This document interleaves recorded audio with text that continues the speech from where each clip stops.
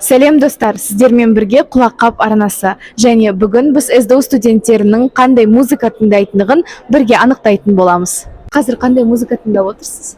Майкл Джексон, Чикаго. Қалай? Майкл Джексон, Чикаго. Сіз қандай музыка тыңдап отырсыз қазір? Вау. Кешіріңіз. Сіз музыка тыңдап отырсыз ба? Жоқ, TikTok. Кешіріңіз. Сіз қандай музыка тыңдап отырсыз қазір? Someday, One Republic, акустическая версия.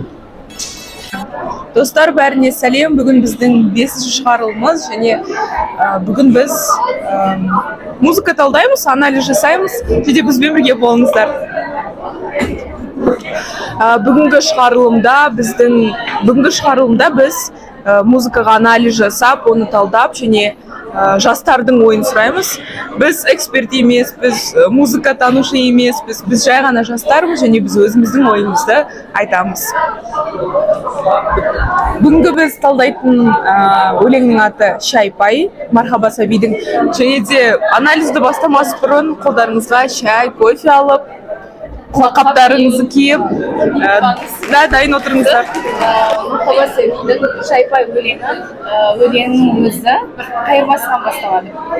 Менің ойымша, кез келген бір өлеңнің қайырмасы ол үнемі жеңіл болатын сияқты ғой. Иә, тез жеткізіледі адамға. Тез жеткізіледі және әуені де ерекше сезімді затындай көрінеді.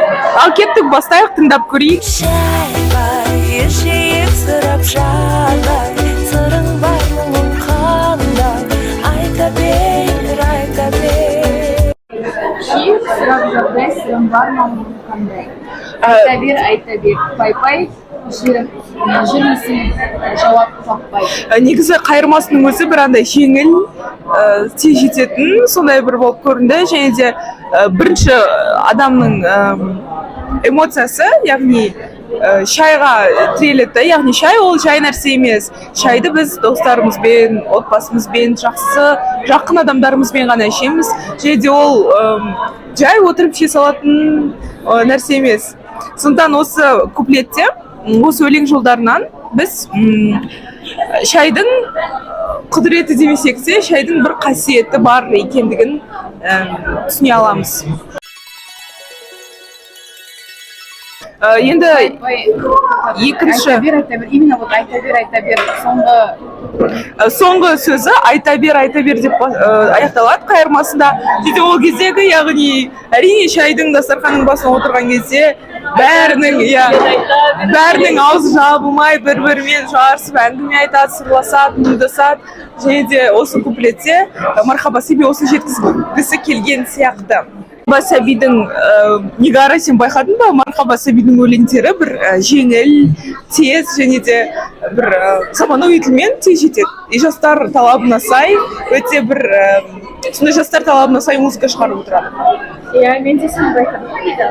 Қазіргі кезде Мархаба Сәбидің өлеңдері трендке шыққан сияқты ғой. Жалпы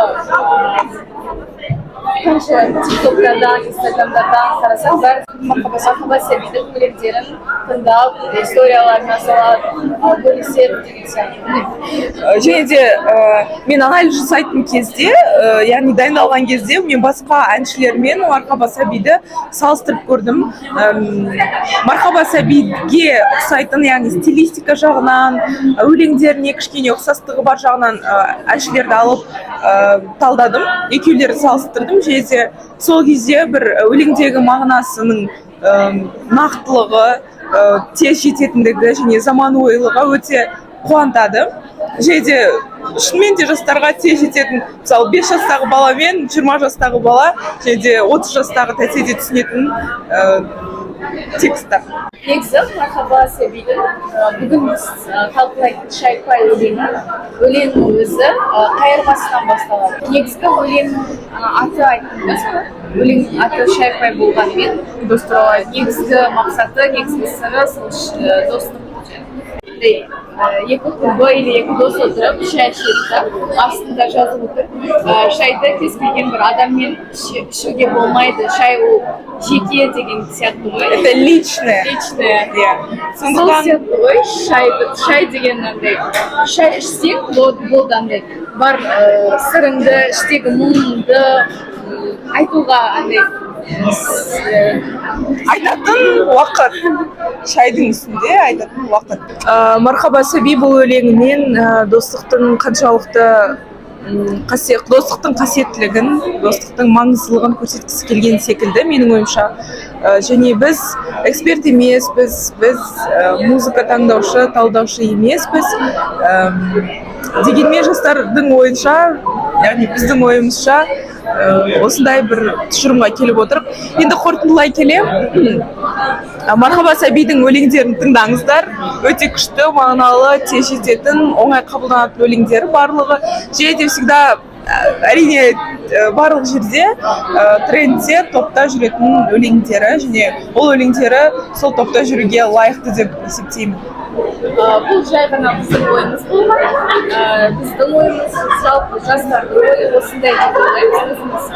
Ал сіздің ойыңызша қазіргі кезде ең танымал емес, ең топқа рек топ дейді ғой, енді қазіргі тілмен айтқанда сол рекке топқа шыққан қандай әншілерді сіздер тыңдайсыздар? Немесе сол топ рекқа лайықты деп есептейсіздер, комментарияға пікір қалдырып, лайк басып, колокольчикті басуды ұмытпаңыз. Сіздермен болған Нигара және Алида. Және де біздің ең сүйікті операторымыз Дана. Ол за кулисами отыр, дегенмен үлкен еңбек бар. Сау саламатта болыңыздар, кездескенше.